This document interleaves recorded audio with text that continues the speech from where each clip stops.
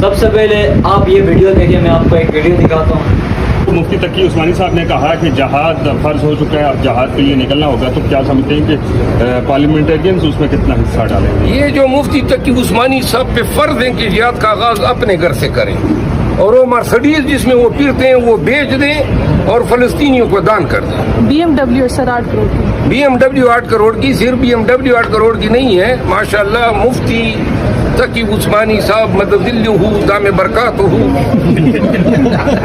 جس طریقے سے شیر افضل نے جہاد کے بارے میں بیان دیا، اس کا یہ بیان سن کر ہمیں دکھ بھی ہوا.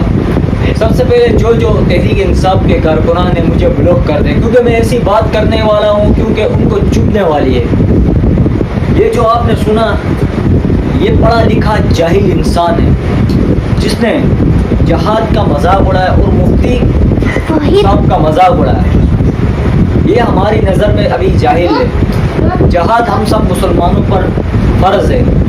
ہمیں معلوم ہے کہ 2 سال سے فلسطین پر بہت ظلم و ستم ہو رہا ہے، بہت برا ہو رہا ہے. ان کو مارا جا رہا ہے، ان کو قتل کیا جا رہا ہے. مگر اس جاہل نے ان کے حق میں کچھ بولنے کے بجائے الٹا یہ کہہ رہا ہے مفتی صاحب کو بھیجتے ہیں، مفتی صاحب کو تو یہ چاہیے کہ گاڑی بھیجا جائے.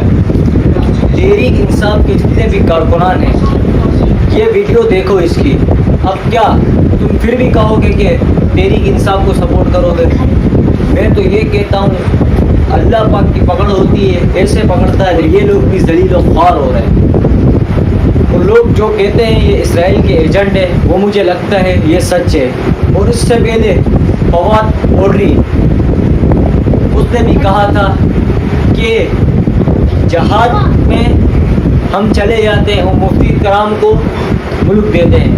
فواد پوڈری نے پھر دوسری بات یہ کہی، میں ویزا دیتا ہوں، آ جاؤ میرے پاس.